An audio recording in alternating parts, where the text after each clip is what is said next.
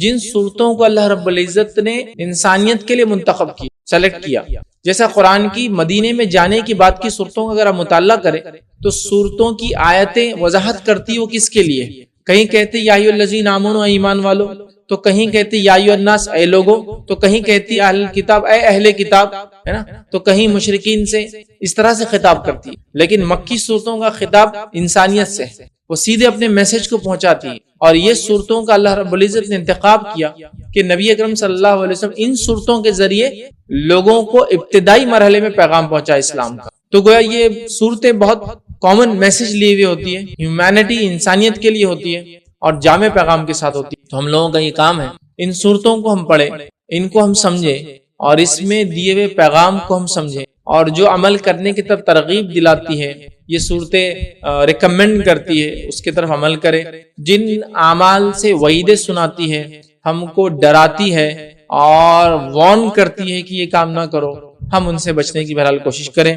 تو آئیے میں سورہ قیامہ قرآن کا 75 نمبر کا سورہ ہے، یہ مکی سورہ ہے اور اس میں 40 آیتیں ہیں۔ آئیے ہم ایک کے بعد ایک دیکھتے ہیں، بہت مختصر سی چھوٹی چھوٹی اور جامع آیتیں اس کے اندر موجود ہیں۔ اللہ رب العزت فرماتا ہے سورت کے اندر، بسم اللہ الرحمن الرحیم، اللہ کے نام سے جو بڑا مہربان نہایت رحم کرنے والا ہے۔ اللہ فرماتا ہے لا اقسم بیوم القیامہ، اللہ فرماتا ہے اور کہتا ہے میں قسم کھاتا ہوں قیامت کے دن کی۔ مطلب اللہ رب العزت اس سورت کی ابتدا اس طرح سے کر رہا ہے کہ اللہ رب العزت قیامت کے دن کی قسم کھا کر اس کی ابتدا کر رہا ہے۔ مطلب وہ لوگ جو قیامت کے آنے میں یقین نہیں رکھتے، یا وہ لوگ جو یہ سمجھتے ہیں کہ دنیا کبھی ختم نہیں ہوں گی، تو ہمارا بنانے والا اس سورت کی ابتدا یوں کرتا ہے کہ میں قسم کھاتا ہوں قیامت کے دن کی۔ مطلب اللہ رب العزت اس سورت کی ابتدا یوں کر رہا ہے کہ قیامت تو آنے والی ہے، اس کا آنا یقینی ہے، اور رب العزت ہمارا بنانے والا اس کی قسم کھا رہا ہے کہ یقیناً جو ہے میں قسم کھاتا ہوں کہ قیامت کے دن کی، مطلب قیامت ایک یقینی چیز ہے، وہ آنے والی ہے اور ہمارا رب اس کی قسم کھا رہا ہے۔ اب قیامت کیا ہے، یاد رکھیں قیامت کیا ہے، تو یاد رکھیے قیامت جو بالخصوص ہم بیان کرتے ہیں اس سے مراد یہ ہے کہ دنیا جو ہے ایک مدت تک جاری اور ساری رہیں گی، مطلب کنٹینیوس چلتی رہیں گی، اور ایک مدت کے بعد جب ہمارا رب چاہیں گا اس کو ختم کر دیں گا، اور پورا کائنات، پورا یونیورس، پورا جو اس کا سسٹم ہے، پورا برہمانڈ ہے، وہ ختم کر دیا جائے گا، اور اللہ رب العزت لوگوں کو حشر کے میدان میں جمع کریں گا۔ حساب و کتاب ہونے کے بعد یہ لوگ جو ہے جنت اور جہنم میں چلے جائیں گے اللہ کے فضل، اور اس کے بعد اپنے اعمال جو اچھے کریں گے وہ جنت میں جائیں گے، اور جن پر اللہ کا فضل نہیں ہوگا اور وہ اعمال بھی نہیں کر کے آئیں گے جو چاہیے جنت، وہ جہنم میں چلے جائیں۔ تو یہ قیامت ہے یاد۔ اور قیامت ایک انسان کے لیے وہ بھی ہوں گی کہ اس کی موت دنیا میں آ جائے اصل قیامت آنے سے پہلے، یہ اس کے لیے قیامت صغریٰ ہے، چھوٹی قیامت۔ مطلب ایک انسان اگر دنیا میں آ جائے، میں اور آپ، اور اگر میں اور آپ مر جاتے تو یہ میری اور آپ کی قیامت ہے، اور اگر ہم زندہ رہتے ہیں یا جو لوگ زندہ رہتے ہیں اور وہ آتا ہے جو قیامت اصل ہے، جب پوری دنیا ختم کر دی جائیں گی تو یاد رکھیے وہ بھی قیامت۔ تو ایک انسان کے لیے اس کی موت قیامت ہے، یا پھر قیامت آ جائے وہ اس کے لیے قیامت ہے۔ تو اللہ رب العزت جو ہے قسم کھا رہا ہے اور کہہ رہا ہے لا اقسم بیوم القیامہ، کہ میں قسم کھاتا ہوں قیامت کے دن کی۔ تو اس سے یہ وضاحت ہو رہی ہے کہ قیامت کی کتنی اہمیت ہے، اور یہ ایک عظیم گھٹنا ہے جو گھٹنے والی ہے، ایک عظیم جو ہے کوئی چیز ہے جو عمل میں آنے والی ہے۔ تو یہاں اللہ رب العزت نے قیامت کی قسم کھا کر اس کی حقیقت کو اور اس کی اہمیت کو اور اس کی عظمت کو بیان کر دیا کہ میں قسم کھاتا ہوں قیامت کے دن کی۔ پھر آگے اللہ فرماتا ہے آیت نمبر 2 میں وَلَا أُقْسِمُ بِنَفْسِ اللَّوَّامَةِ، اللہ فرماتا اور کہتا ہے اور قسم کھاتا ہوں اس نفس کی جو ملامت کرنے والا ہو۔ پھر اللہ نے دوسری قسم کھائی اس نفس کی، یاد رکھیے، جس نفس کو لوامہ کہتے ہیں، اور اللہ فرما رہا ہے اور میں قسم کھاتا ہوں اس نفس کی جو ملامت کرنے والا ہے۔ مطلب وہ نفس جس کو ہم کہیں گے جو لوامہ ہے، اس نفس کی خصوصیت یہ ہے کہ یہ اچھے اعمال پر بھی ملامت کرتا ہے اور برے اعمال پہ بھی ملامت کرتا ہے۔ اچھے اعمال پہ یوں ملامت کرتا ہے یہ نفس، یا یہ نفس یوں کہتی ہے کہ یہ بہت کم ہے اور کر، اور آگے بڑھ. اور برے اعمال پہ یہ لوامہ کیا کرتی ہے؟ آپ کو تنقید کرتی ہے، آپ کو روکنے کی کوشش کرتی ہے، کہتی ہے یہ برا ہے، اس کو مت کر، اس سے رک جا. تو یہ نفس لوامہ ایک ایسی نفس ہے جو انسان کو ملامت کرتی ہے دونوں ہی اعمال پر. نیکی کے عمل میں اس لیے ملامت کرتی ہے کہ اور آگے بڑھ، اور آگے بڑھ، کہ ابھی فرائض کا اہتمام ہو گیا تو مؤکدہ کا اہتمام ہو، سنن کا اہتمام ہو، نوافل کا اہتمام ہو، تو وہ اور نفس کو آگے لے جاتی ملامت کر کے کہ اور آگے کچھ بھی نہیں اعمال. اور جب انسان کوئی گناہ کرتا ہے، معصیت کا کام کرتا ہے، تو یہ نفس اس کو بولتی ہے غلط ہے، اس سے رک جا، یہ نقصان دینے والی ہے تجھے دنیا میں، یہ نقصان دینے والی آخرت. تو اللہ تعالیٰ اس نفس کی بھی جو ہے قسم کھا رہا ہے. یاد رکھیں انسان کے نفس کے تعلق سے قرآن نے الگ الگ باتیں بیان کی، بہرحال وقت نہیں ورنہ ہم اس میں تفصیل میں جاتے. لیکن یہ لفظ جو ہے لوامہ جو ہے، یہ وہ نفس ہے جو ایک مومن کو نیکی کے بعد مطمئن نہیں ہونے دیتی اور نیکی کی طرف ابھارتی ہے، اور گناہ کے بعد ٹوکتی ہے اور روکتی ہے کہ یہ غلط عمل ہے. یاد رکھیے تو اللہ نے اس نفس کی بھی جو ہے قسم کھائی ہے. پھر آگے اللہ نے بیان کیا آیت نمبر 3 میں اَيَحْسَبُ الْإِنسَانُ أَن لَّن نَّجْمَعَ عِظَامَهُ. اللہ فرماتا اور کہتا ہے کہ کیا انسان یہ خیال کرتا ہے کہ ہم اس کی ہڈیاں جمع کریں گے ہی نہیں. مطلب یہاں دیکھیے انسان کی کیفیت اللہ بیان کرا ہے. کیا انسان یہ خیال کرتا ہے کہ ہم اس کی ہڈیاں جمع کریں گے ہی نہیں؟ مطلب یہ واپس اٹھائے جانے والا نہیں ہے. دیکھیے قیامت کا اصل کانسیپٹ یہی ہے کہ ہم جو کچھ دنیا میں کریں گے، جیسے بھی ہم چلے جائیں گے، ایک روز اٹھنا ہے اور حساب و کتاب ہونا ہے. جب انسان حساب اور کتاب کی سوچتا ہے تو اس کے اعمال بدل جاتے ہیں. اور آخرت پر ایمان، جس میں قیامت پر ایمان بھی شامل ہے، یہ ایمان کا بڑا اہم حصہ. یاد رکھیے دوبارہ اٹھائے جانے پر ایمان. تو اللہ یہاں فرما رہا کہہ رہا ہے اَيَحْسَبُ الْإِنسَانُ، کیا انسان یہ سوچ بیٹھا ہے کہ ہم اس کی ہڈیوں کو واپس نہیں جمع کریں گے. اب دیکھیے ہڈیوں کی بات کیوں کی جا رہی ہے، ٹھیک ہے، اور جمع کرنے کی بات کیوں کی جا رہی ہے کہ ہڈی وہ ایسا اعضا ہے انسانی جسم میں جس کے اطراف میں مکمل ڈھانچہ جسم کا کھڑا ہوتا ہے. دوسرا یہ وہ جز ہے انسانی جسم کا جو اس کے مرنے کے بعد بھی موجود ہوتا ہے. آپ دیکھیں کسی کی خبر غلطی سے کھود دی جائے، یا کوئی پہلے سے مدفون تھا، دفنا ہوا تھا، کوئی غلطی سے کھود لے تو کیا نکلتا ہے اندر سے؟ آپ کو بال نہیں ملیں گے، کچھ حد تک بال بھی ہوتے ہیں، کبھی ہر بار نہیں ملیں گے، لیکن ہڈیاں تو آپ کو ضرور ملیں. چاہے آپ کو سر کی شکل میں ہڈیاں مل جائیں گی، ہاتھوں کی شکل میں مل جائیں گی، جسم کی بڑی بڑی ہڈیاں جو ہاتھ میں ہوتی ہے، پیروں میں ہوتی ہے، یہ آپ کو صحیح سلامت مل جائیں گی.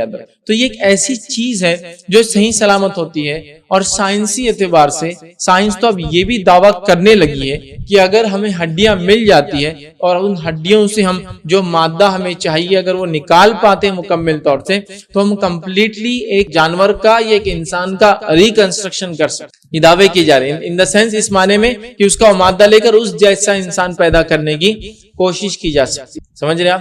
کلون جس کو کہتے ہیں، تو وہ دعویٰ کر رہے ہیں انسان. تو اللہ کہہ رہا ہے کیا یہ سمجھتے ہیں، کیا انسان یہ خیال کرتا ہے کہ ہم اس کی ہڈیوں کو جمع نہیں کریں گے، مطلب ہم اس کو دوبارہ نہیں اٹھا سکتے؟ اور مشرکین مکہ کا اور جو انکار کرتے ہیں، حق کو نہیں مانتے، ان کا یہی دعویٰ تھا کہ کیسے ہوں گے ہم اٹھائے جائیں گے، ہم تو مٹی بن جاتے ہیں، ہڈیاں صرف بچتی. تو اللہ کہہ رہا ہے کیا ان کو شک ہے اس معاملے میں کہ اللہ تعالیٰ ان کو کبھی جمع نہیں کرے گا؟ آگے دیکھیں اللہ کیا فرماتے، کہتا بلا قادرین علی ان نسوی بنانا. اللہ فرماتا اور کہتا ہے بلا قادرین، ہم تو اس چیز پر بھی قدرت رکھتے ہیں، علی ان نسوی بنانا. اللہ فرماتا ہے ہم تو اس چیز پر بھی قادر رکھتے ہیں کہ اس کے پور کو تک درست جمع کر لے. اب دیکھیے انسانی جسم میں ہڈیاں مختلف قسم کی ہوتی ہیں، کچھ ہڈیاں بڑی مضبوط ہوتی ہے، کچھ ہڈیاں بڑی نازک ہوتی ہیں. جیسا کہ انسانی جسم میں اس کے سر کی ہڈی بہت مضبوط ہڈیوں میں سے ایک ہڈی یاد رکھی جو دماغ کو پروٹیکٹ کرتی ہے. اس کے بعد تھائی جو ہوتی ہے، تھائز ہمارے جو ہوتی ہے اس کی جو ہڈیاں ہوتی ہے یاد رکھیں، جس کو ہم ران کہیں گے، مانڈی، وہ بہت مضبوط ہوتی ہے، اتنی مضبوط ہوتی ہے کہ 1, 1.5 یا 2 ٹن تک پریشر برداشت کرتی ہے. جب آدمی گرتا ہے کودتا ہے اتنا پریشر برداشت کرنے کی طاقت رکھتی ہے نا. تو یہ تو مضبوط والی ہے، لیکن اللہ فرما رہا ہے کہ ہم اس کو دوبارہ جمع کریں گے. اور ہڈیوں کا جو سب سے چھوٹا حصہ ہے، پور جو ہوتا ہے نا، آپ نے کبھی اگر انسانی ڈھانچہ دیکھا ہو تو ہاتھ کی ہڈیوں میں پور کہتے ہیں، یہ جو ناخن اور اس کے مطلب سب سے اوپر والا جو حصہ ہے نا، اس کی ہڈی ہوتی ہے. یہ بہت چھوٹی ہوتی ہے، آپ دیکھیں گے انگلیوں میں بھی یہ موٹی ہوتی ہے، یہ تھوڑی پتلی، اور یہ سب سے پتلا حصہ ہوتا ہے. تو اللہ بیان کر ہم تو پور مطلب مکمل طور سے ایک ایک ہڈی جو سب سے چھوٹی ہڈیاں ہیں ان کو جمع کرنے پر بھی قدرت رکھتے ہیں. تو اللہ فرماتا ہے ضرور کریں گے ہم تو قادر ہیں کہ اس کی پور پور تک درست کر دیں. آگے فرما رکھا آیت نمبر 5 میں بل یرید الانسان لیفجر امامہ. اللہ فرماتا کہتا ہے بلکہ انسان تو چاہتا ہے کہ آگے آگے نافرمانیاں کرتا جائے. مطلب انسان کا مزاج اور فطرت تو یہ ہے کہ وہ نافرمانیاں کرنا چاہتا ہے. اس کا رب جو حکم دیتا ہے اس کے خلاف ورزی کرنا چاہتا ہے. رب جو چاہتا ہے اس کے اگینسٹ جانا چاہتا ہے. سبحان اللہ. ہم لوگوں کو اگر ہم اپنی فطرت کو دیکھیں تو ہماری فطرت ہمیں اسی کا حکم دیتی ہے کہ ہم نافرمانیاں اللہ کو ناراض کریں. ٹھیک ایسے اعمال کرے جن اعمال سے ہمارا رب ناراض ہوتا ہے, راضی نہیں ہوتا ہے. یاد رکھیے. تو اللہ فرما رہا ہے کہ انسان تو چاہتا ہے کہ آگے آگے نافرمانیاں کرتا چلے جائے, جبکہ کرنا کیا ہے, ہم کو فرمانبرداری کرنا ہے, نیکی کرنا ہے, اچھائی کی طرف بڑھنا ہے. جو اللہ نے حکم دیا, جو اس کے رسول نے حکم دیا ہے کہ اس کے اوپر چلنا ہے. لیکن انسان یہ کرتا ہے کہ آگے نافرمانیاں بھیجتا ہے. اللہ آگے فرما رہا ہے آیت نمبر 6 کے اندر فرماتا ہے یسأل ایانا یوم القیامہ. اللہ کہتا فرماتا ہے یسأل ایانا یوم القیامہ. اللہ فرماتا ہے پوچھتا ہے کہ قیامت کا دن کب آئے گا. مطلب مشرکین مکہ کی کیفیت یہی تھی کہ وہ آگے نیکیاں نہیں کر رہے ہیں, گناہ کرتے ہوئے آگے بڑھ رہے ہیں, اور جب نبی اکرم صلی اللہ علیہ وسلم دعوت دے رہے ہیں تو وہ سوال کر رہے ہیں قیامت کب آئیں گی آخر. مطلب سوال کیا جا رہا ہے, پوچھتے ہیں کہ قیامت کا دن آخر کب آئیں گا. ٹھیک ہے. کبھی تو مشرکین یہ دعویٰ کرتے کہ لاتے کیوں نہیں ہو جس چیز کا وعدہ کیا جاتا ہے. قوم نوح نے اس چیز کا دعویٰ کیا, عاد اور سمود نے صالح علیہ السلام اور ہود علیہ السلام سے دعویٰ کیا لاؤ وہ پھر جس کا تم دعویٰ کرتے ہو. تو یقیناً بڑی قیامت تو ابھی آنے والی نہیں تھی. اللہ تعالیٰ نے ان پہ عذاب لا کر ان کو موت دے دی, مطلب ان کے لیے قیامت قائم ہی کر دی ایک طرح. تو اللہ فرما رہا ہے پوچھتا ہے کہ قیامت کب قائم ہوں گی. تو اللہ فرماتا ہے جواب دیتا ہے اس کے بعد والی آیت نمبر 7 میں فَإِذَا بَرِقَ الْبَصَرُ. اللہ فرماتا ہے کہتا ہے بس جس وقت کی آنکھیں پتھرا جائیں گی, آنکھیں پتھرا جائیں گی. اب آنکھوں کا پتھرانا کسے کہتے معلوم آپ کو؟ جب کسی بڑے گھٹنا یا واقعے کو دیکھ کر آدمی سکتے میں آ جاتا ہے اور آنکھوں کی کیفیت مختلف ہو جاتی ہے. سمجھے آپ؟ آنکھیں بھی مختلف کیفیت میں ہوتی. دیکھیے کہ انسان ہے آپ کو سیدھے نہیں دیکھ رہا اور کہیں تو بھی پیچھے دیکھ رہا ہے, تو آپ جب ہی سمجھ جاتے ہیں اور اس کی آنکھوں کے سامنے آپ اس کے ویژن کو کٹ کرنے کرتے بھائی میرے طرف دیکھو, ہے نا. تو یہ وہ کیفیت ہے جس کو پتھرا جانا کہتے ہیں. اور علماء لکھتے ہیں اس کی تفسیر کے اندر کہ یہ وہی کیفیت ہے جب ایک انسان مرتا ہے تو جو آنکھوں کی کیفیت ہوتی ہے نا وہ کیفیت ہے قیامت والی بھی. آنکھوں کا پتھرا جانا مطلب ایک ایسے ایونٹ کو, ایسی چیز کو وہ دیکھیں گے جس کو دیکھ کر ان کے امیوزمنٹ جس کو کہیں گے, جس کو دیکھ کر ان کے ڈر کی, ان کی حیرت کی کوئی لمٹ نہیں رہیں گی, جس سے ان کی آنکھیں اظہار کریں گی کہ ہوتا ہے نا بہت مال دیکھ لیا تو آپ بول سکتے اس کی آنکھوں سے دیکھو لالچ ٹپک رہی. کسی کی کوئی چیز دیکھ لی جو نعمت ملی اس کی آنکھوں سے آپ کہتے ہیں حسد ٹپک رہی تھی. کسی انسان کو دیکھ کر کوئی عورت کہہ رہی ہے کہ اتنا گندی نظر کا انسان ہے, آنکھیں بتاتی ہے انسان کے تعلق سے. تو قیامت ایک ایسی چیز ہے, اتنی خطرناک انہونی گھٹنا ہے کہ آنکھیں پتھرا جائیں گی. یہ وہ کیفیت ہے جو موت کے وقت علماء لکھتے ہیں انسان کے ساتھ ہوتی ہے یا آتی ہے. آگے اللہ فرماتا اور کہتا ہے آیت نمبر 8 میں پہلا یہ کہ آنکھیں پتھرا جائیں گی. دوسرا فرمایا وَخَسَفَ الْقَمَرُ, اور چاند بے نور ہو جائیں گا, اور چاند بے نور ہو جائیں گا. ویسے تو چاند کو اللہ تعالی ہمیں بتانے کے لیے وقتاً فوقتاً سال کے حصے میں دنیا میں کہیں نہ کہیں بے نور کرتا رہتا ہے تاکہ ہم دیکھ لیں کہ چاند جو ایک روشنی کا ریفلیکشن دیتا ہے, نور ہے, ٹھیک ہے, منیر ہے اس کی روشنی. تو وہ یاد رکھیے کبھی کبھار ایسا ہوتا ہے لیکن قیامت کے وقت وہ ہمیشہ کے لیے بے نور ہو جائیں گا, جس سے ہم یہ بھی سمجھ سکتے ہیں کہ سورج کی کیفیت کیا ہو جائیں گی.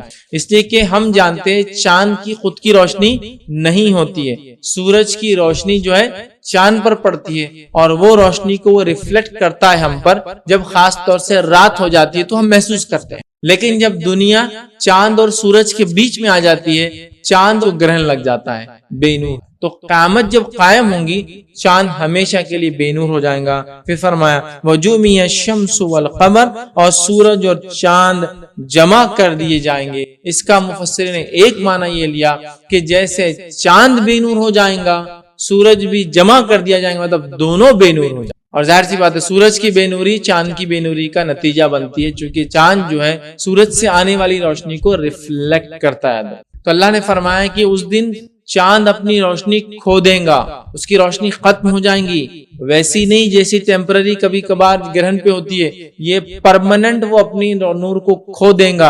اور اللہ نے فرمایا اور سورج کو بھی ہم جمع کر دیں گے، اللہ نے وجومی الشمس والقمر، اور سورج اور چاند جمع ہو جائیں گے، مطلب جیسا چاند بے نور تھا سورج بھی جمع ہو جائے گا تو وہ بھی بے نور ہو جائے گا۔ آپ اندازہ لگائیے جو سورج ہے جو اتنا بڑا ہے، یاد رکھیے آنکھ کا ایک گولا ہے، اور کتنے بلین ایئر سے سائنسی اعتبار سے بتایا تھا 5 بلین ایئر سے وہ دہک رہا ہے، اور اس کے اندر بہت طاقت ہے، اتنی طاقت ہے کہ اس کے اندر کبھی کبھار آتش فشاں جیسے ابلتا ہے نا تو کچھ آتش فشاں پھٹتے ہیں، مطلب وہ ہوتا ہے، اور جب ایک چھوٹا موٹا بھی جو ہے ایک آتش فشاں اندر پھٹتا ہے تو اس کے اندر جو طاقت اور توانائی ریلیز ہوتی ہے، بتایا جاتا ہے کہ 10,000 ایٹامک بم سے زیادہ ایک وقت میں صرف طاقت ریلیز ہوتی ہے جب اس میں ایک ابال آتا ہے، اتنی طاقت رکھتا ہے، اتنا اس کے اندر جس کو کہیں گے آگ ہے، لیکن یہ بجھ جائے گا، یہ ختم ہو جائیں گا، اس کا رب اس کو حکم دے دیں گا، چاند اور سورج جو ہے بے نور ہو جائیں گے، جمع ہو جائیں گے۔ یاد رکھیے آگے اللہ نے فرمایا آیت نمبر 10 میں یقول الانسان یومئذ این المفر، اور انسان جو ہے کہیں گا کہ آج بھاگنے کا ٹھکانہ کہاں ہے، اللہ سے دور میں کیسے ہو سکتا ہوں؟ تو اللہ نے فرمایا اور اس دن انسان کہیں گا آج بھاگنے کی جگہ کہاں ہے، اب فرار ہونے کی جگہ تلاش کریں گا۔ کیوں؟ تو جو انبیاء نے وعدہ کیا تھا، جو کتابوں میں وعدہ اللہ رب العزت نے نازل کیا تھا، انسان نے اس کو نہیں مانا، قیامت کا انکار کیا، اللہ کا انکار کیا، نبی کی تعلیمات کو چھوڑ آیا، نیکی نہیں کی، گناہ کے راستے پہ چلا، جب وہ حقیقتوں کو دیکھ لیں گا ساری چیزیں کلیئر ہو جائیں گی۔ جو مانتا نہیں تھا کہ کوئی بنانے والا ہے اس کو یقین آ جائے گا کہ ایک بنانے والا ہے، چونکہ اب غائب کی چیزیں دکھیں گی، قیامت قائم ہو رہی ہے، لوگ اٹھ رہے ہیں، فرشتے دکھ رہے ہیں، لوگ جمع ہو رہے ہیں، آگ ان کو ایک طرف اکٹھا کر رہی ہے، اور اللہ رب العزت کا عرش لگایا جا رہا ہے، اور تمام چیزیں ہو رہی ہے، تو انسان اب حقیقتوں کو جان رہا ہے، تو اب وہ فرار ڈھونڈے گا۔ کیوں؟ اس لیے کہ جو عمل کرنا تو نہیں کیے، تو اب منہ چھپانے کی جگہ تلاش کریں گا۔ تو انسان اس روز کہیں گا، اللہ فرماتا ہے کہ آج مفر، فرار ہونے کی جگہ کہاں ہے، میں کیسے فرار ہوں، کہاں چھپوں، کیسے میں بچ سکتا ہوں اللہ کے عذاب سے، آج کیسے جہنم سے اپنے آپ کو بچاؤں؟ لیکن یاد رکھیے اس دن کوئی فرار نہیں ہوگا۔ یاد رکھیے اللہ رب العزت قرآن میں فرماتا ہے، اللہ فرماتا اور کہتا آگے کی آیت نمبر 11 میں کلا لا وزر، اللہ نے فرمایا نہیں کوئی چھپنے کی جگہ آج نہیں ملیں گی، آج کہیں بھی تم چھپ نہیں سکتے ہو، جو کیا اس کا بدلہ آج لینا ہے، جو تم نے زندگی جیسی گزاری اس کا اب آپ کو بدلہ ملنے والا ہے، ریوارڈ ملنے والا ہے، چاہے وہ اچھا کیا تھا تو اس کو اچھائی کی شکل میں، برا کیا تھا تو اس کو برائی کی شکل میں۔ تو انسان بھاگنے کی بات کر رہا ہے کہ اب میں کیسے بچوں اس عذاب سے، اللہ کہہ رہا ہے فرار کی کوئی جگہ نہیں ہے، اور آج کا معاملہ تو یہ ہے کہ تمہیں کوئی پناہ گاہ نہیں ملیں گے اللہ کے مقابلے میں، اور انسان یاد ہے کہ نہیں چھپ سکتا، ان کو وہ جو اللہ کے علاوہ پکارتا تھا وہ آج کام نہیں آئیں گے، بلکہ قرآن نے کہا ان کو تو اوندے منہ کے بل جہنم میں ڈالا جائے گا، چاہے وہ جس بھی چیز کی عبادت کرتے تھے اللہ کو چھوڑ کر، چاہے وہ چرند اور پرند تھے، انسان اور جانور تھے، مٹی اور پتھر تھے، جو بھی تھے ان کو گرا دیا جائے گا۔ علماء نے لکھا اس کے اوپر، حالانکہ اس پتھر کا کوئی دوش نہیں ہوگا، اس لکڑی کا کوئی دوش نہیں ہوگا، پھر کیوں ڈالا جائے گا منہ کے بل ان کو؟ تاکہ صرف ان کو بتائے، ذلیل کرنے کے لیے کہ جس عقیدے پر چل کے آئے ہو وہ درست نہیں تھا، اور اس کو تکلیف نہیں ہوئی گرانے والی چیز، ان کو بتانے کے لیے کہ جن کو تم حاجتوں کے لیے پکارتے تھے، مشکل کشائی کے لیے پکارتے تھے، مدد کے لیے پکارتے تھے، زندگی پر اللہ کے علاوہ پکارتے رہے، کوئی کام نہیں آنے والا، منہ کے بل گرا دیا، اور کوئی مفر نہیں ہوں گا کہ جب وہ دیکھیں گے اپنے معبودوں کا ایسا گرتے ہوئے تو یقین ہو جائیں گا کوئی آنے والا نہیں ہے، ہم نے غلط زندگی گزاری، تلاش کریں گے کہاں بھاگ جائے، کوئی موقع نہیں ملے گا یاد رکھیے بھاگنے کا۔ آگے اللہ رب العزت فرماتا اور کہتا ہے آیت نمبر 12 میں الی ربک یومئذ المستقر، اللہ فرماتا اور کہتا ہے الی ربک یومئذ المستقر، اللہ فرماتا آج تو تیرے پروردگار کی طرف ہی قرار گاہ ہے، آج کوئی فرار کی جگہ نہیں ہے، آج کوئی ٹھکانہ نہیں ہے تمہارا، آج کہیں پناہ نہیں ملیں گی سوائے ایک ٹھکانے کی، ایک جگہ کے، کہ تم سب کو اللہ تعالیٰ کی بارگاہ میں حاضر ہونا ہے، اس کے علاوہ کوئی چارہ نہیں۔ اور ہم سب جانتے ہیں فردن ایک ایک آدمی کو اللہ رب العزت کے سامنے پیش کیا جائے گا۔ حدیث کے الفاظ ابن آدم کے قدم تب تک نہیں ہٹیں گے جب تک اپنے رب کو 4 سوالات یا کہ روایت ہے 5 سوالات کے جواب نہ دیتے، اور وہ سب کو 1 and 1 مطلب ایک کے بعد ایک جا کے انڈیویجولی اکیلے جواب دینا ہے۔ تو اللہ نے فرمایا آج تیرے پروردگار کی طرف ہی قرارگاہ ہے، اس کے علاوہ کوئی قرارگاہ نہ ہوگی۔ يُنَبِّئُ الْإِنسَانُ يَوْمَئِذٍ بِمَا قَدَّمَ وَأَخَّرَ، اللہ فرماتا اور کہتا ہے آج انسان کو اس کے آگے بھیجے ہوئے اور پیچھے چھوڑے ہوئے سے آگاہ کیا جائے گا۔ آج انسان کو اس کے آگے بھیجے ہوئے اور پیچھے چھوڑے ہوئے سے آگاہ کیا جائے گا۔ کیا اس نے آگے بھیجا اور کیا پیچھے چھوڑ آیا تھا؟ مطلب میں زندگی میں جب رہا تو اپنی زندگی میں میں نے اعمال کے اعتبار سے کیا آگے بھیجا، اور جب دنیا سے ختم ہوا آگ بند ہوئی تو کیا پیچھے چھوڑ آیا۔ اس کے تعلق سے اللہ فرما رہا ہے کہ انسان نے جو کچھ کیا، جو آگے بھیجے ہوئے اور پیچھے چھوڑے ہوئے سے اس کو آگاہ کیا جائے گا، اس کو اس کی انفارمیشن دی جائیں گی کہ یہ تھا جو آگے بھیجا، یہ تھا جو پیچھے چھوڑ۔ اب آگے کیا بھیج سکتے ہیں میں بتا دیتا ہوں، باقی سب پیچھے چھوٹنے والا ہے، آپ لوگ سمجھ جائیے۔ نبی اکرم صلی اللہ علیہ وسلم فرماتے ہیں انسان کہتا ہے میرا مال اور میرا مال، تو سن لو آپ صلی اللہ علیہ وسلم جو فرمایا حدیث کے اندر، انسان کا وہ ہے جو اس نے کھایا اور ضائع کیا، میرے اکاؤنٹ میں وہ آئیں گا، مطلب بھیجی ہوئی چیز میں وہ آئیں گا جو کھایا اور ضائع کیا، اکاؤنٹس میں آ گیا، میرے بھیجے ہوئے میں شامل ہو گیا۔ جو پہنا اور جو پھاڑ دیا، جو میں نے پہنا اور جو پھٹ گیا میرے آنکھ پہ، مطلب بوسیدہ ہو گیا، یہ میرے اکاؤنٹ میں آ گیا، یہ بھیجی ہوئی چیز میں شامل ہو گیا، ٹھیک ہے۔ اور اس کے بعد آپ فرماتے ہیں اس کے بعد وہ جو اللہ کی راہ میں خرچ کیا یہ چلا گیا آگے، باقی سب وارثوں کا ہے، مطلب پیچھے چھوٹ جانے والا۔ ایک اور حدیث میں آپ نے فرمایا جو پہنچ جاتا ہے اور جو رہ جاتا ہے، پہنچنے والی چیز میں کیا آپ نے فرمایا ایک انسان کے 3 ساتھی ہے۔ ایک ساتھی وہ ہے جو مرتے ہی ساتھ چھوڑ دیتا ہے، وہ ہے اس کا مال۔ ایک ساتھی وہ جو قبرستان تک آتا ہے، وہ ہے اس کے رشتہ دار۔ اور ایک ساتھی وہ جو اس کے قبر میں بھی آئیں گے، فرشتوں کے حساب کتاب کے بعد وہ قبر میں آئیں گے اور قیامت کے دن بھی آئیں گے، وہ ہے اس کے اعمال۔ تو اعمال ہے جو آگے جا رہے ہیں، جو بھیج سکتے ہیں، اور پیچھے کیا چھوڑ کے جا رہے ہیں دنیا کے اندر۔ اب آپ اور میں طے کریں جو کچھ میں نے اور آپ نے کیا وہ آگے بھیجا یا پیچھے چھوٹ گیا۔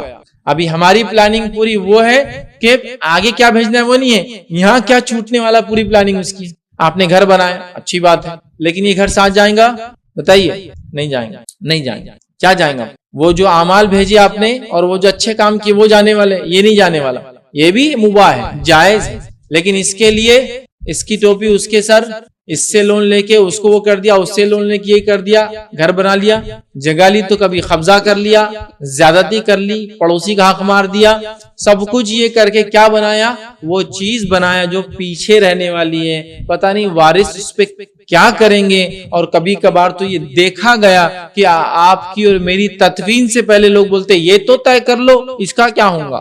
میں نے ایسے دیکھا ہوں واقعہ کہ ایک خاتون کا انتقال ہو گیا اور اس کے بچوں میں ایک بچہ بولتا ہے وہ سب تو ٹھیک ہے، سب ہونے والا ہے، امی کا جو زیور تھا وہ تو میرا ہی ہوں گا، بولے اس لیے کہ بہت خدمت کیا میں، باقی میں حصہ ہوں گا، اب یہ زیور پہ نو کلیم، یہ میرا ہوگا۔ تو دیکھیے ابھی انسان کو دفنائے بھی نہیں، اٹھا کے لے کے بھی نہیں گئے، مٹی میں ڈالے بھی نہیں، تو ایشو کھڑا ہو گیا جو چھوڑا تھا وہ کس کا ہوگا۔ آپ سمجھ رہے ہیں نا، میں اور آپ جو دنیا میں جمع کرتے ہیں وارثوں کے لیے کرتے ہیں، یہ آگے پہنچنے والی چیزوں میں سے نہیں ہے۔ اگر وارث واقع میں تربیت یافتہ ہو اور آپ کے جانے کے بعد بھی صحیح جگہ لگائے تو اللہ ماشاءاللہ یہ تو خیر، لیکن اب لگائے نہ لگائے کون جانتا ہے۔ اپنے ہاتھوں سے لگا لو جو لگانا ہے، اپنی زندگی میں وہ عمل کر لو جو تم کو کرنا ہے، بعد میں وارثوں کے چکر میں مت جاؤ۔ تو اللہ فرما رہا ہے انسان دیکھ لیں گا اس نے کیا آگے بھیجا تھا اور کیا چھوڑ کر۔ اب ہم دنیا میں کس چیز کی تیاری کرے سوچ لے، آگے بھیجنے کی تیاری ہے یا پیچھے چھوڑنے کی تیاری، چونکہ یہ سب دکھنے والا ہے۔ آگے اللہ فرماتا ہے اور کہتا ہے کہ انسان نے جو آگے بھیجا اور جو پیچھے چھوڑا وہ سب کچھ دیکھ لیں گا۔ اور اللہ آگے فرماتا ہے اور کہتا ہے جو کہ آیت نمبر 14 ہے، بل الانسان علی نفسہ بصیرہ، بلکہ انسان خود اپنے آپ پر حجت ہے۔ بلکہ اللہ فرما رہا دیکھ لیں گا اور وہ خود اپنے آپ پر حجت ہے، جس کے لیے ہمارے پاس بہت ساری حدیثیں ہیں کہ انسان اپنے آپ پر کیسے حجت بنے گا۔ حدیث میں الفاظ ہے جب جہنم کو دیکھیں گا انسان کی زبان جھوٹ بولنے لگے، یہاں تک کہ کافر لوگ انبیاءوں کا انکار کریں گے اور کہیں گے انہوں نے دعوت پہنچائی نہیں کمپلیٹلی۔ کیا بولیں گے؟ اے اللہ انہوں نے ہم کو میسج نہیں دیا اسلام، تو اللہ تعالیٰ ان کی زبانوں کو بند کرے گا، انسان کی زبان بند ہو جائیں گی۔ اور اس کے بعد اللہ تعالیٰ اعضاء کو حکم دیں گا بات کرنے کا، اس کی زبان بات کریں گی، اس کی آنکھیں بات کریں گی، حتیٰ کہ حدیث میں الفاظ ہیں اس کی مانڈی اور ران تک بات کریں گی۔ حالانکہ سینسز کے اعتبار سے ایک تو فیل آتا ہے ہم کو ہاتھوں سے، کانوں سے سنتے ہیں، آنکھوں سے دیکھتے ہیں، ناک سے سونگتے ہیں، منہ سے چکھتے ہیں، یہ سینسز ہے ہمارے جس سے ہم وہ کرتے ہیں، ٹھیک ہے، آنکھ ہے، ناک ہے، اس کے بعد کان ہے، منہ اور ہاتھ ہے، یہ تمام ہے سینس ہے۔ تو اس کو بولتے ہیں 5 سینسز انسان کے، اور 6th سینس بولتے ہیں نا عام طور سے انگلش، مطلب وہ کہ مجھے ایسا لگ رہا ہوں گا، جو کہ یہ سینس ہے نہیں لیکن کچھ ہونے والا، سمجھ رہا؟ تو 5 یہ سینس ہے، ٹھیک ہے، ان کے علاوہ بھی بات ہوں گی، یہاں تک کہ ران بھی گواہی دیں گی، مانڈی بھی گواہی۔ تو اللہ فرما رہا ہے انسان خود اپنے اوپر گواہ ہوگا، اپنے اوپر وہ بنے گا، مطلب اس نے دیکھ لیں گا کیا چھوڑایا تھا، کیا بھیجا تھا، اور اللہ فرماتا ہے بلکہ انسان خود اپنے آپ پر حجت بنے گا۔ آگے فرمایا آیت نمبر 15 میں وَلَوْ أَلْقَى مَعَاذِيرَهُ، اللہ فرماتا ہے اگرچہ کتنے ہی بہانے پیش کرے، انسان کتنے ہی بہانے پیش کرے وہ خود اپنے آپ پر گواہ بننے والا ہے۔ تو ہمیں اعمال کے اعتبار سے ایسے اعمال کرنا چاہیے، یاد رکھیے جو اعمال ہمارے حق میں گواہی دے، ہمارے لیے فائدہ مند ہو، ہمارے لیے آخرت میں جنت کا سبب بنے، اور ہر ایسے عمل سے اپنے نفس کو بچانا چاہیے جو جہنم میں انسان کو لے جا سکتی ہے۔ آگے اللہ رب العزت آیت نمبر 16 میں فرماتا اور کہتا لا تحرک به لسانک لتعجل به، اللہ فرماتا ہے اے نبی آپ قرآن کو پڑھنے میں جلدی نہ کرے، اپنی زبان کو جلدی جلدی حرکت نہ دے۔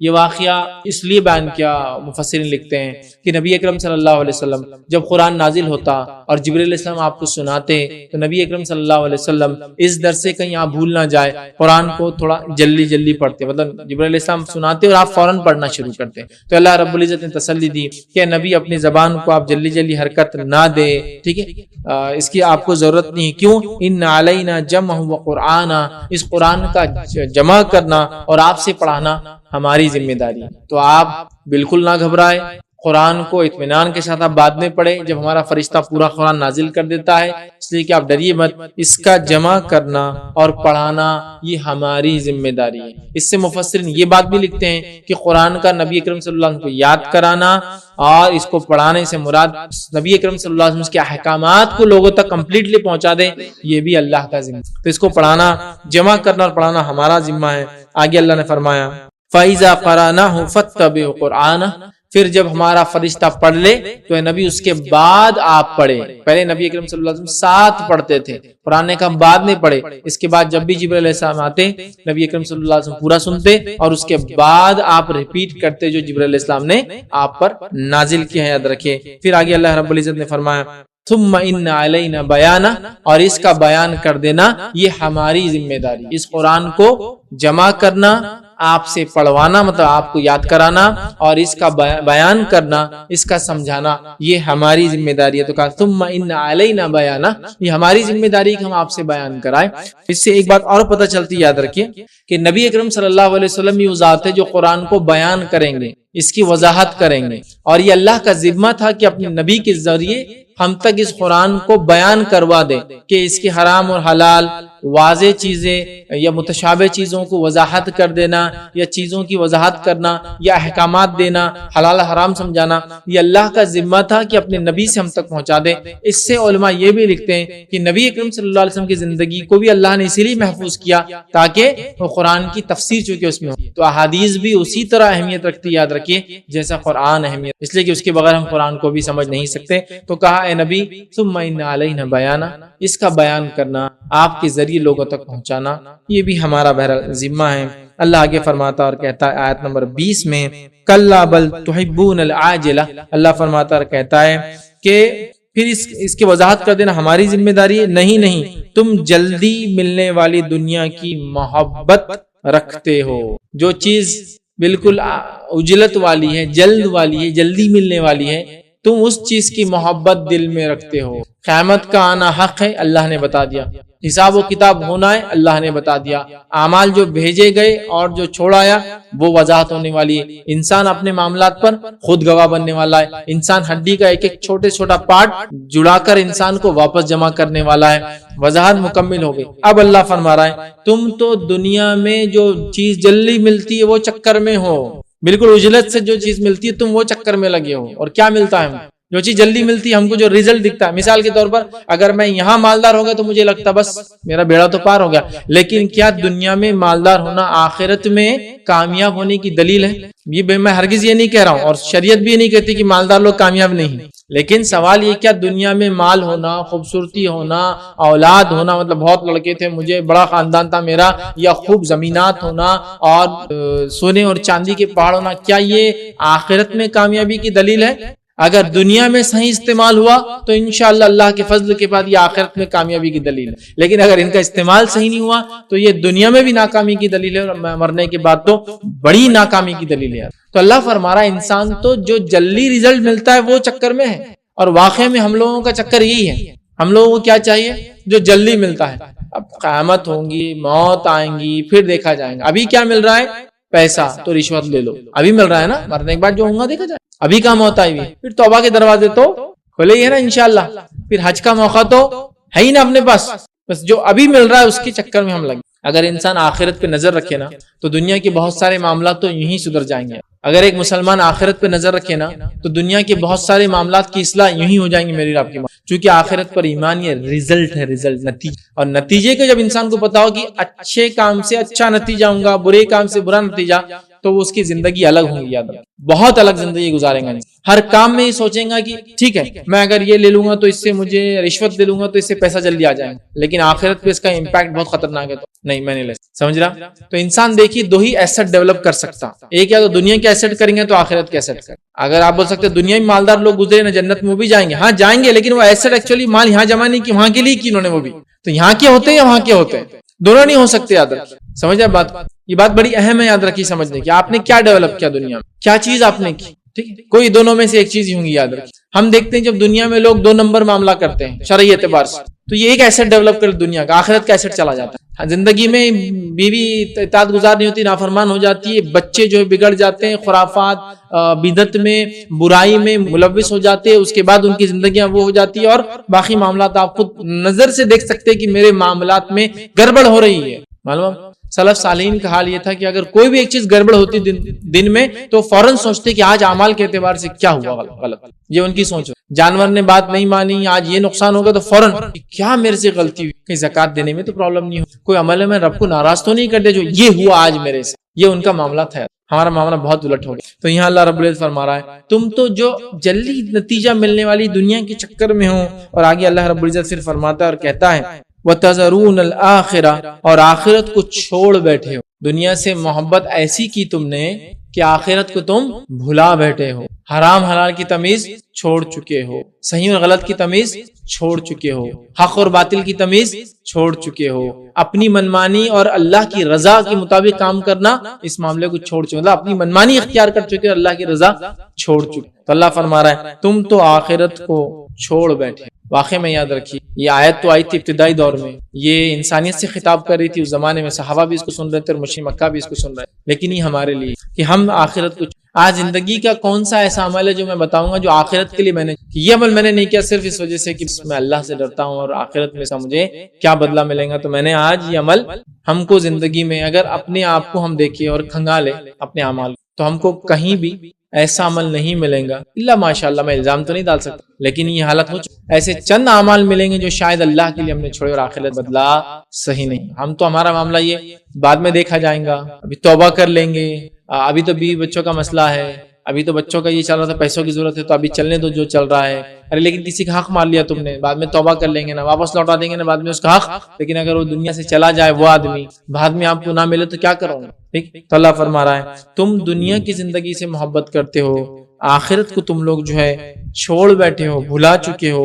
آگے فرمایا آیت نمبر 22 میں وجوہ یومئذ ناظرہ، اللہ فرماتا اور کہتا ہے اس روز بہت سے چہرے تر و تازہ اور جو بار رونق ہو. اب مومنوں کی کیفیت بیان کی جا رہی ہے. قیامت قائم ہو گئی، انسان جس نے آخرت کو ترجیح دی اب وہ اللہ رب العزت کو اپنے رب کو دیکھیں گا، اور جس روز مومنوں کے چہرے تر و تازہ ہوں گے اور رونق والے ہوں گے، الی ربہا ناظرہ، اپنے رب کی طرف دیکھ رہے. یہ مومنوں کا معاملہ ہے. مومن جو اپنے رب کو دیکھیں گے، اور کب دیکھیں گے ہم سب جانتے ہیں، ایک لمبے وقفے کے بعد، حساب و کتاب ہونے کے بعد، جنت میں جانے کے بعد. جنت میں لوگ بازاروں میں جائیں گے، جنت میں بازار جمعرات کے دن لگیں گے، لوگ ان بازاروں میں جائیں گے، خرید و فروخت کریں گے، حالانکہ ان کو اس چیز کی ضرورت نہیں ہوگی، اور اس کے بعد لوگ ایک دوسرے ڈسکس کریں گے اور کہیں گے اتنی نعمتیں تھی اللہ تعالیٰ نے دے دی، یہ دے دیا، یہ دے دیا، یہ دے دیا، سب کچھ ہو گیا، اب کیا ہے جو نعمت باقی ہے جو مانگے؟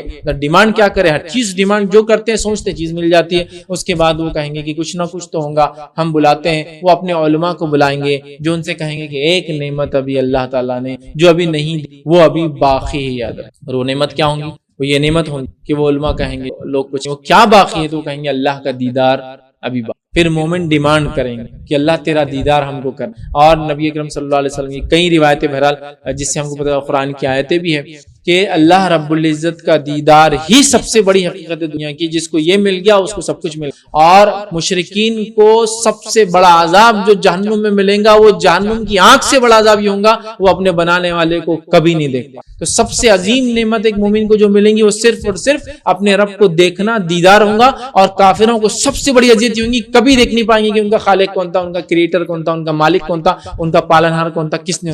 یہ سب سے بڑا عذاب ہے، یاد رکھیں، اور سب سے بڑی نعمت۔ تو اللہ کا دیدار سب سے بڑی نعمت ہے جو مومن بھول جائیں گے، چونکہ بڑے خوش ہوں گے، جنت دیکھ لیں گے اور ساری چیزیں ہوں گی، لیکن پھر وہ طے کریں گے، ڈسکس کریں گے کیا باقی ہے مانگنا، کہا جائے گا یہ باقی تھا جو تم نے اب تک نہیں مانگا، اور پھر وہ دیدار کے لیے ڈیمانڈ کریں گے۔ اللہ رب العزت اپنا دیدار کروائیں گا، اور دیدار میں یاد رکھیے ہم اللہ تعالیٰ کو دیکھیں گے۔ نبی اکرم صلی اللہ علیہ وسلم جب یہ بات بیان کی، صحابہ نے کہا کیا ہم واقعی میں یہ آنکھوں سے؟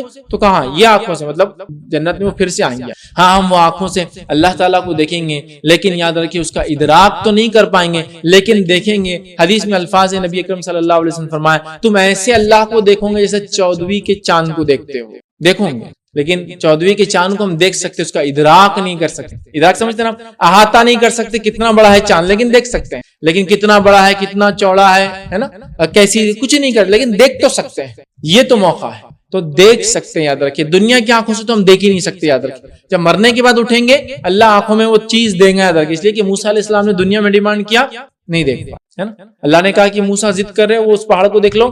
جب وہ پہاڑ کو موسیٰ علیہ السلام نے دیکھا، اس پہ اللہ کی تجلی آئی، وہ ختم راکھ ہو گیا، تو موسیٰ علیہ السلام بے ہوش ہو گئے، پھر توبہ کی اللہ تعالیٰ سے کہ میں نے صحیح چیز ڈیمانڈ نہیں کی تھی، ضد کی تھی آپ سے، ٹھیک ہے، تو نہیں دیکھ پاتے، لیکن جنت میں ہم دیکھ پائیں، اللہ تعالیٰ ہی ہم، ٹھیک ہے۔ تو اللہ تعالیٰ فرما رہا ہے کہ اس دن بہت سارے چہرے تر و تازہ ہوں گے، اس لیے کہ ان کو اللہ نے نعمتوں سے نوازا ہوں گے، اور جہنمیوں کے چہرے یاد رکھیے کالے ہوں گے، تر و تازہ نورانی نہیں ہوں گے، اس لیے کہ جہنم میں دھواں ہے جس کی وجہ سے چہرے ان کے کالے ہو جائیں گے، ٹھیک ہے۔ تو یہاں اللہ نے فرمایا کہ اپنے رب کی طرف دیکھتے ہوں گے، اس کے بعد فرمایا وجوہ یومئذ باسرہ، اللہ فرماتا ہے اور کتنے چہرے اس دن جو ہے بے رونق ہوں گے اور جو ہے اداس ہوں گے، کتنے چہرے اس دن بے رونق ہوں گے۔ تو مومنوں کے چہرے نور والے ہوں، ٹھیک ہے، اور وہ لوگ جو اللہ پر ایمان نہیں لائے، اس کا انکار کرتے ہیں، ان کے چہرے بے رونق ہو جائیں گے، اور اس کے ساتھ ساتھ اداس ہوں گے، پریشان ہوں گے، لیکن ان کو جہنم کی سزا کے ساتھ ساتھ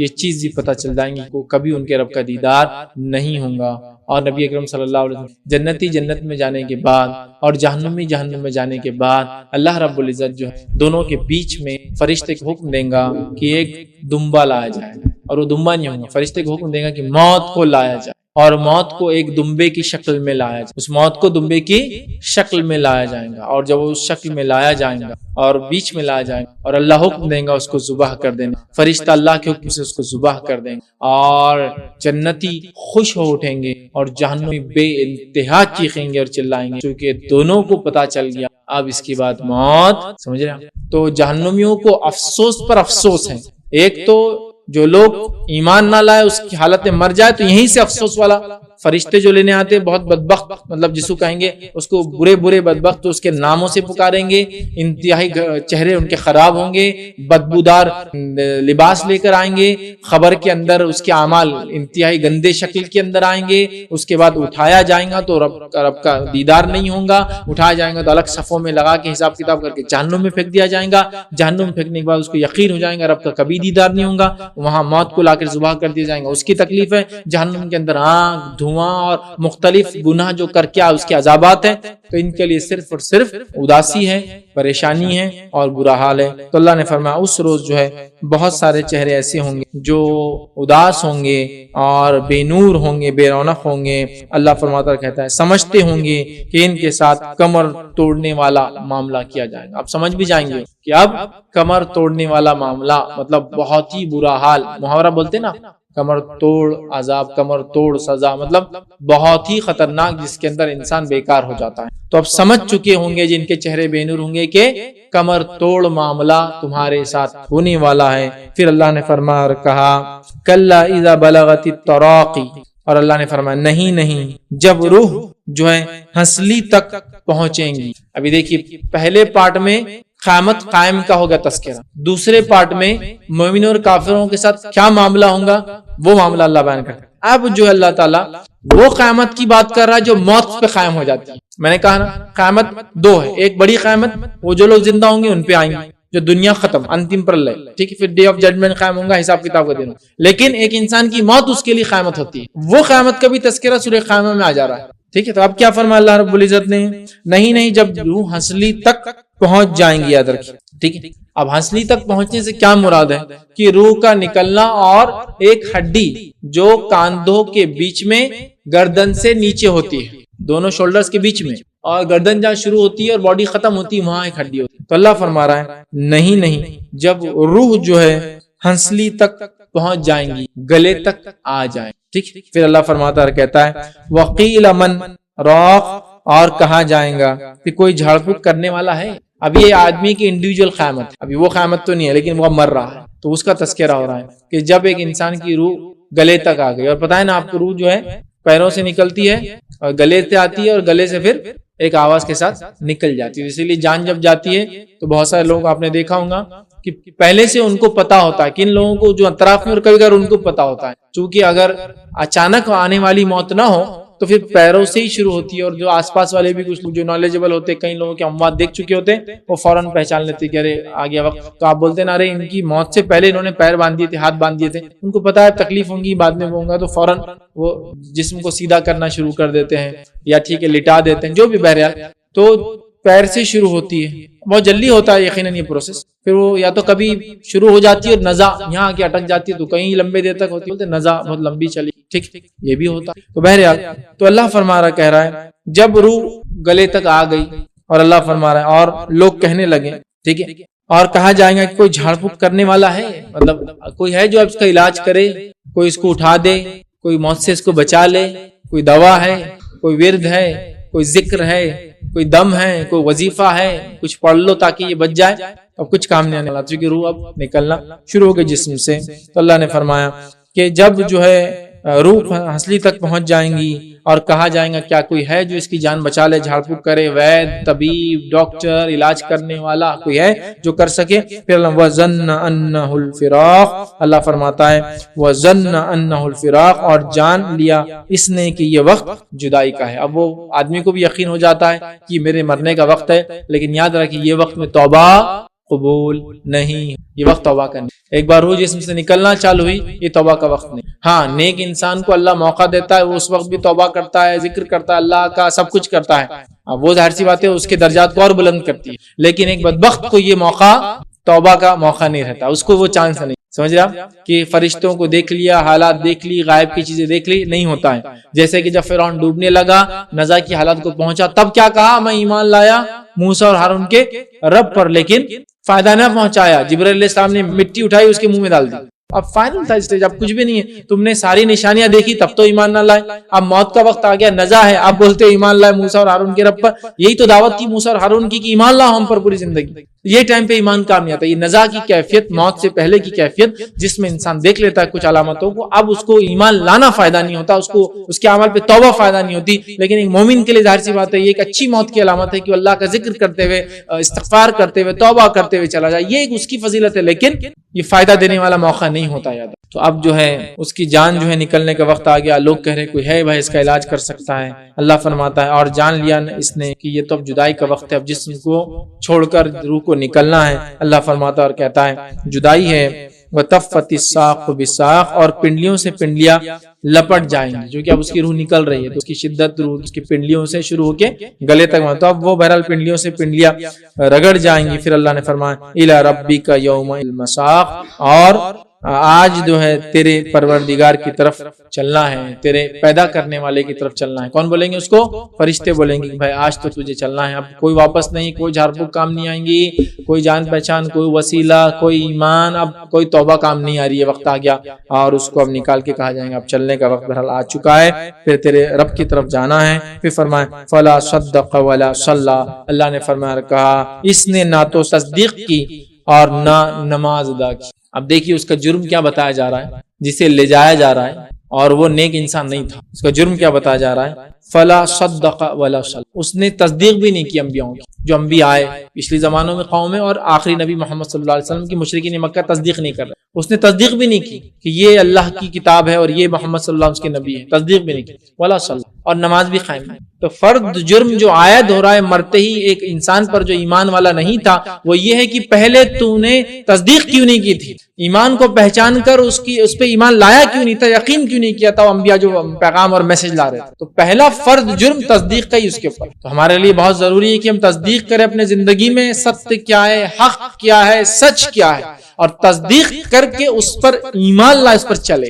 تو پہلا فرد جرم اس پہ تصدیق نہیں کی اس نے۔ آپ کچھ بہت سارے مسلمان کہہ سکتے ہیں ہم تو ایمان والے ہیں نا، پھر دوسرا آیا تھا ولا صلی، اور نماز قائم ہے۔ اسی لیے علماء لکھتے ہیں کہ جو ایمان لائے اور نماز نہ پڑھے، یا ایمان والا ہونے کا دعویٰ کرے اور نماز نہ پڑھے، تو علماء لکھتے ہیں اس کے باقی کوئی اعمال قبول نہیں ہوتے۔ معلوم آپ کو روزہ بھی قبول نہیں ہوتا، حج بھی قبول نہیں ہوتا، اور باقی صدقہ بھی قبول نہیں ہوتا، اور خیرات بھی قبول نہیں ہوتی، کوئی نہیں کی۔ کیوں؟ اس لیے کہ ایمان کے بعد سب سے اہم چیز نماز ہے، اگر یہ نہیں ہے تو باقی علماء لکھتے قبول ہی نہیں ہوگا۔ یہاں بھی دیکھیے اللہ نے کیا فرمایا، جو عمل اس کو فرض سب سے پہلے پوچھا جا رہا ہے وہ کیا ہے، اس نے نہ تو تصدیق کی، فلا صدق ولا صلی، تصدیق بھی نہیں کی، نماز بھی قائم نہیں۔ تو یہ بڑی اہم چیز ہے کہ ہم حق کی تصدیق کریں اور کیا قائم کریں، نماز کو قائم کریں۔ موقع نہیں، نماز کی فضیلت، اس کو قائم کرنا، قائم کرنے کی اہمیت، اس کا ثواب، فرض نماز کا ثواب، موقعہ کا ثواب، سنتوں کا ثواب، نفل نمازوں کا ثواب، اور اتنی چیزیں اتنی زیادہ ہے کہ میں بیان نہیں کر سکتا ہوں۔ عصر کی نماز کے تعلق سے کہ جس شخص کو عصر کی نماز چھوڑنے کا غم بتا دیا جائے کہ عصر کی نماز چھوڑنے سے کیا غم ہوتا ہے، کیا تکلیف قیامت کے دن، تو عصر کی نماز چھوڑنے کی تکلیف اگر بتا دی جائے، جو غم اس کو قیامت کے دن ہوگا، حسرت جو عصر کی نماز چھوڑا تھا وہ یہ ہوگا، اتنا غم ہوگا جیسے کہ اس کے پورے رشتہ دار مر گئے اور پورا مال اس کا لٹ گیا، ایک ہی ساتھ خبر آئی سب رشتہ دار مر گئے اور پورا مال لٹ گیا، اتنا غم ہوگا ایک عصر کی نماز، حدیث کے الفاظ۔ تو یہ خالی فرض نماز نہ پڑھنے کا نتیجہ ہے، خالی ابھی تو پڑھ لیے تو کیا اجر ہے، وہ نہیں ہے، کیونکہ وہ unimaginable reward بہت اتنے زیادہ ہے کسی کو نہیں۔ اس لیے جو چیز سمجھ میں آئی بتا دی گئی، جو چیز سمجھ میں نہیں بتائی گئی۔ فجر کی 2 رکعت نماز کے تعلق سے جو فرض نہیں، سنت ہے، نماز سے پہلے موقعہ ہے، یہ پڑھنے کا اجر یہ بتایا گیا، دنیا وما فیہا، دنیا اس میں جو کچھ اس سے بہتر ہے۔ تہجد کی نماز کے فائدوں میں آپ سے یہ بیان کیا، جو ایک فائدہ ہے کہ دنیا میں تہجد کی نماز جو انسان ادا کرتا ہے اس کے اللہ کے نزدیک درجات بلند ہوتے ہیں، اس کے گناہ معاف ہوتے ہیں، اس کے لیے نیکیاں لکھی جاتی ہے، اور وہ اپنے سے پہلے سلف صالحین کے طریقے پہ چلتا ہے اور اس سے جسمانی بیماریاں دور کر دی جاتی ہیں۔ دیکھیے خالی ایک نفل نماز رات کی، سمجھ رہا، نفل نمازوں کی اور نفل عبادت کی اہمیت یہ بتائی کہ جب بندہ نفل میں آگے بڑھتا ہے، جو اللہ کی توفیق سے ہوتا ہے آگے بڑھتا ہے، تو ایک مقام یہ آتا ہے کہ بندہ اتنا آگے بڑھ جاتا ہے کہ اللہ اس کا ہاتھ بن جاتا ہے جس سے وہ کام کرتا ہے، جس کا معنی یہ تم ایک مثال ہے، مطلب اللہ اس سے ہر چیز صحیح کام لیتا ہے، اس کی آنکھیں بن جاتا ہے جس سے وہ دیکھتا ہے، مطلب ہر چیز وہ جو دیکھتا ہے صحیح دیکھتا ہے، اس کے کان بن جاتا ہے جس سے وہ سنتا ہے، اس کا معنی ہے ہر چیز وہ جو سنتا ہے وہ صحیح ہوتی ہے اور وہی سنتا ہے، یہ مقام حاصل ہو جاتا ہے۔ نفل تو فرض سے کیا ہوگا، لیکن فرض چونکہ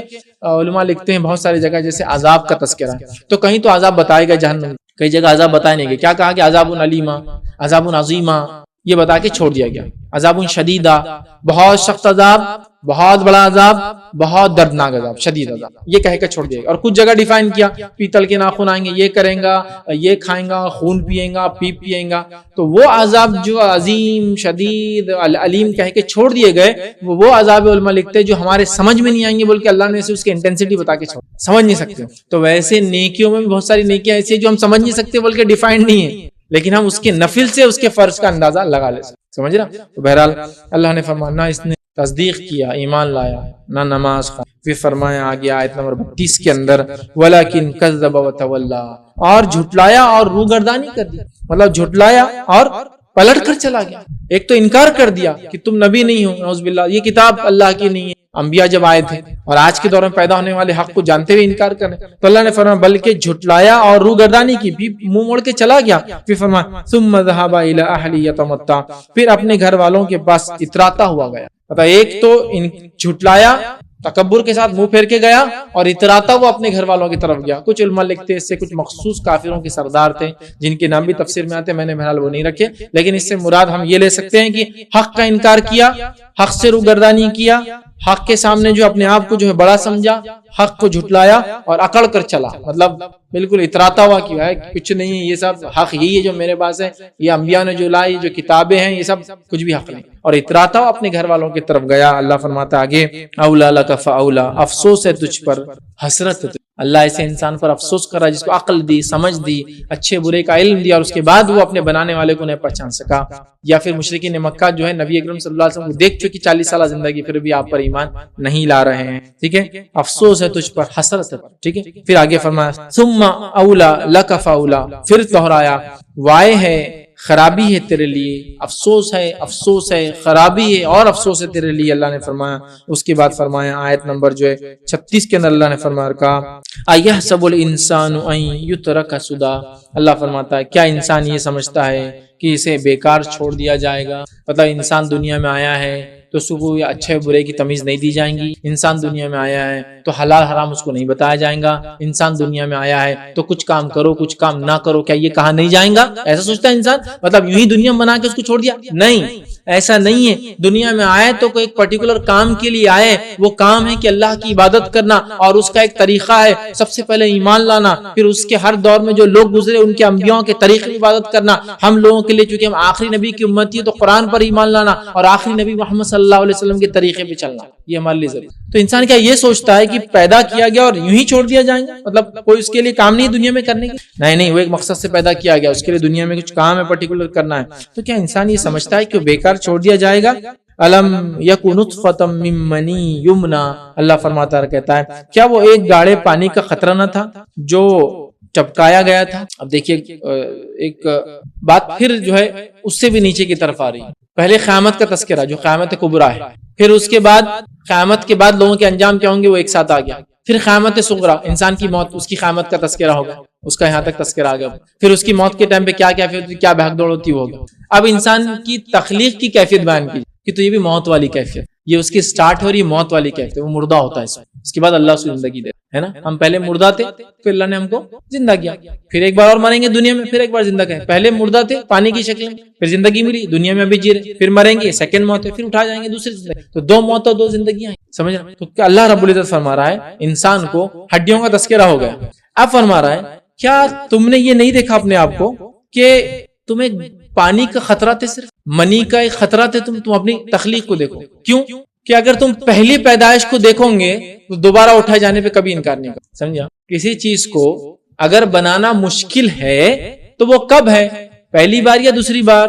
پہلی بار. کو بولیں گے کمپیوٹر جب بنا تو بن گیا ایک بار، اب اگر وہ ختم بھی ہو جائے، ٹیکنالوجی مٹ جائے، اڑ جائے، سائنٹسٹ مر بھی گیا، تو کیا ہم واپس سے کمپیوٹر بنا سکتے ہیں؟ ہاں بنا سکتے، چونکہ اب ہم نے سیکھ لیا، اب ہم ڈیولپ کر سکتے ہیں اس کو. سیکنڈ ٹائم تو اور ایزی ہے. تو اللہ تعالیٰ اب انسان کو جھنجھوڑ رہا ہے کہ دوسری بار ہڈیاں ہوتے ہو تو یہ پوچھتے ہو کیسے اٹھائے جائیں گے تو تم نے پہلی بار اپنی پیدائش کو نہیں دیکھا ہم نے کیسا پیدا کیا جب تم پانی کا خطرہ تھے.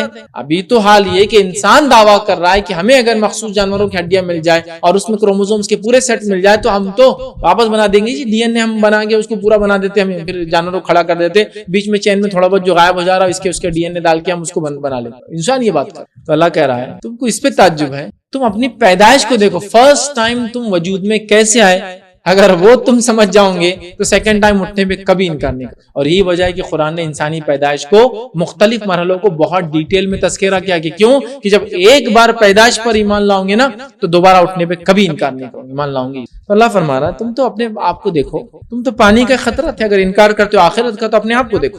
نطفہ تھے، ٹھیک ہے، خطرہ تھے تم. ثم كان علقة فخلق فسوى، پھر اللہ نے فرمایا پھر وہ لہو کا لوتھڑا ہو گیا، پھر اللہ نے اسے پیدا کیا اور درست. پھر وہ خون کا ایک جمے ہوئے خون کا حصہ بن گیا، انسان کی پیدائش کا ایک اور جمع ہوا خون بن گیا، اور پھر اللہ نے اسے پیدا کیا اور درست بنا، پھر اس کو پیدا کیا اور درست بنا دے۔ دیکھیے آپ انسانی جسم دیکھیے، اس کے سسٹمز دیکھیے، کتنی سوفسٹیکیٹڈ اس کی باڈی ہوتی ہے۔ آج ہم اتنا سب کچھ دعویٰ کرنے کے بعد بھی انسانی جسم میں نئے نئے آرگنس ابھی بھی مل رہے ہیں۔ بالکل حال میں کل میں نے ایک ویڈیو دیکھا کہ فلاں ایک آرگن ابھی ملا، ناک کے اندر ایک سوراخ رہتا یا عام سوراخ سے ہٹ کر ابھی ملا، کبھی ہم نے ریسرچ نہیں کی ایسا بھی کچھ۔ تو ایک نئی چیز یہ آرگن یہ سیکریٹ کرتا، ایک نیا لکوڈ، ایک مادہ کتنا ہے، مطلب آپ اندازہ لگائیے۔ ہمارے صرف اگر دماغ کا لے لیں، ہم صرف ایک جو سب سے ایک باڈی پارٹ میں بہت سوفسٹیکیٹڈ پارٹ ہے، ٹھیک ہے، تو اس کے اندر مختلف کیمیکلز سے یہ چلتا ہے، کیمیکل سے الیکٹرک کرنٹ پیدا ہوتا ہے بہت تھوڑا سا، اور وہ الیکٹرک کرنٹ ٹریول کرتے ہیں اور جس سے آئیڈیاز، سوچ، فکر، خیالات، پتہ نہیں کیا کیا چلتا ہے۔ دیکھا آپ نے دماغ جو کام کرتا ہے اس میں لکوڈ ہوتے ہیں، امبیلنس ہو جائے تو آدمی پاگل بولتے ہیں، ایسے آدمی بیلنس وے میں رہے اور اپنا کام کرتے رہے تو وہ الگ الگ مختلف ریاکشن کرتے ہیں، الیکٹرک کرنٹ جنریٹ، ہر پلس جو جاتی ہے وہ ایک الگ کام کرا رہی ہے، سمجھ رہے ہیں؟ تو کتنی عجیب چیز ہے نا۔ تو اگر انسان اپنے جسم کو دیکھے وہ یونیک شاہکار ہے اپنے آپ، تو اللہ نے اس کو پیدا کیا اور اس کو درست بنا دیا، جیسا حق تھا اس کو ویسا بنا دیا، یاد رکھیے۔ پھر اللہ رب العزت نے آگے فرمایا فَجَعَلَ مِنْهُ الزَّوْجَيْنِ الذَّكَرَ وَالْأُنثَى، اللہ نے آگے فرمایا پھر اس نے جوڑے یعنی نر اور مادہ بنا دیا، مطلب اسی کے ذریعے انسان آگے بڑھتا ہے، یا جانوروں کی نسلیں آگے بڑھتی ہے نر اور مادہ سے۔ تو ہم نے انسان کو پیدا کیا، صحیح سلامت پیدا کیا، پھر ان میں جوڑے بنا دی نر اور مادہ تاکہ یہ اور پروکریٹ کرے، ان کی نسلیں اور آگے چلے، یاد رکھیے۔ پھر آگے فرمایا کہا آیت نمبر 40 میں أَلَيْسَ ذَلِكَ بِقَادِرٍ عَلَىٰ أَن يُحْيِيَ الْمَوْتَىٰ، کیا اللہ تعالیٰ اس امر پر قادر نہیں کہ مردے کو زندہ کر دے؟ یہ آخری آیت، کہ اللہ تعالیٰ اتنا اب تم نے سمجھ گئے، اس کے بعد کیا اللہ تعالیٰ کو تم یہ نہیں مانتے ہو کہ قادر ہے تمہیں موت کے بعد پھر زندہ کر دے؟ اس لیے کہ تم کو پہلی بار پیدا کیا تو وہ بھی تک موت کی کیفیت تھی اور پانی کے تھے، تب پیدا کیا، تو کیا دوسری بار ناممکن ہے؟ تو کیا تم ابھی بھی نہیں مانتے ہو کہ اللہ تعالیٰ اس چیز پر قادر ہے کہ وہ تمہیں پھر زندہ کر دے؟ تو دیکھیے سورہ قیامہ کا ایکچوئل میسج یہ تھا کہ ہم نے تم کو پیدا کیا، اچھے اعمال کر کے آؤ، ہم تم کو دوبارہ اٹھائیں۔ اور اگر شک ہے تو شک کے جوابات بھی پورے، ہڈیاں بن جاؤں گے تو کیسے اٹھاؤں گے؟ پانی سے پیدا ہوئے تو ہڈیوں سے پیدا کرنا ممکن نہیں ہے، مطلب ناممکن نہیں ہے ہمارے لیے۔ قیامت کا معاملہ ہو تو تم سوچ رہے ہو قیامت تو واقعی آنے والی ہے، دیکھا جائے گا، ارے تمہاری موت بھی تو قیامت ہے، اس کی کیفیت دیکھ لو، اصل قیامت کبریٰ جو آئیں گی، تمہاری موت بھی تو قیامت ہے، وہ دیکھ لو۔ تو یہ کنکلوژن یہ تھا، اللہ نے کہا کہ اللہ تعالیٰ اس امر پر قادر نہیں ہے کہ مرنے کے بعد زندہ کرے، مطلب کہ اللہ اس پر قادر نہیں ہے، تو ہاں ہم کہتے ہیں اللہ اس پر یقیناً قادر ہے کہ ہم کو مرنے کے بعد جو زندہ کرے۔ اور جہنم میں تو لوگ مریں گے نہیں، اور کتنے بار بس ان کی کیفیتیں بدل کے پھر وہی زندگی کی صحت والی حالات میں آئیں گے، پھر عذاب بھگتیں گے، پھر صحت والی حالات میں آئیں گے، پھر عذاب بھگتیں گے، پھر صحت والی حالات، مطلب جیسے تھے ویسے ہوں گے، پھر عذاب ملیں گے، جل جائیں گے، جھلس جائیں گے، پھر جیسے تھے ویسے ہوں گے۔ تو اللہ ہر چیز پر قادر ہے، وہ کچھ بھی کر سکتا ہے، یاد رکھیے وہ قدرت تکتا ہر چیز پر۔ تو ہاں اللہ ہمیں دوبارہ اٹھا جائے گا، اور اگر میں اور آپ یہ مانتے اللہ مجھے اور آپ کو دوبارہ اٹھانا ہے، اگر یہ مانتے ہیں تو پھر یہ چیز کو ہم مان لے کہ ہمیں صحیح اعمال کرنا ہے جب تک زندہ۔ اور اگر ہم یہ نہیں مانتے اللہ دوبارہ اٹھانے والا ہے، یا اس پر ایمان کمزور ہے، یا دیکھا جائے گا والا معاملہ ہے، پھر زندگی میں منمانی کرے، اس کے بعد پھر جو ہونے والا ہے وہ ہم جانتے ہیں۔ جو اپنی منمانی کر کے زندگی جیئیں گا اس کو آخرت میں جہنم ملیں گی، اور جو اللہ اور اس کے نبی صلی اللہ علیہ وسلم کے طریقے پہ چلیں گا، اس کی رضا کے مطابق چلیں گا، وہ آخرت میں نعمتوں میں۔ تو بہرحال اللہ آخر فرماتا ہے کہ اللہ تعالیٰ اس پر قادر نہیں کہ تمہیں دوبارہ اٹھائے، یقیناً اللہ قادر ہے کہ ہمیں دوبارہ اٹھائے۔ انسان کو جھنجھوڑا جا رہا ہے کہ دیکھو ہم تمہیں دوبارہ اٹھا جائیں، اچھے اعمال کر کے آنا، انبیاء کی تصدیق کر کے آنا، آخری نبی صلی اللہ علیہ وسلم کی تصدیق کر کے آنا، قرآن کے مطابق چل کر آنا، جس چیز سے میں نے اپنے نبی کے ذریعے بتایا کہ میں راضی ہوتا ہوں وہ اعمال کر کے آنا، جن چیزوں سے میں نے اپنی ناراضگی کا اظہار کیا، جن کو حرام قرار دیا، جن چیزوں سے منع کیا وہ نہ کر کے آنا، تو یقیناً تم کامیاب رہو گے۔ اور اگر اس پر ایمان ہے کہ دوبارہ اٹھنے والے ہو تو یاد رکھ لو تمہارے اعمال کے اعتبار سے ہی پھر تمہارے ساتھ معاملہ ہونے، تو اچھے اعمال کر کے آنا۔ یہ میسج تھا سورہ قیامہ کا کہ ہم لوگ جو ہے اچھے اعمال، آخرت پر قیامت پر اگر ہمارا ایمان ہے تو ہمیں چاہیے کہ اچھے اعمال کرے، اس لیے کہ دوبارہ اٹھنا ہے مرنے کے بعد اور اللہ کے سامنے حاضر ہونا ہے، اور اپنے کیے کا ہمیں بدلہ دیا جانے والا ہے۔ میں اپنی بات کو بہرحال یہیں ختم کروں گا۔ اللہ رب العزت سے آخر میں دعا ہے کہ اللہ سبحانہ تعالیٰ جو کچھ کہا سنا گیا اس میں توفیق عطا فرمائے، ہم تمام کو حقیقی معنوں میں ایمان لانے کا جیسا حق ہے ویسا ایمان لانے والا بنائے۔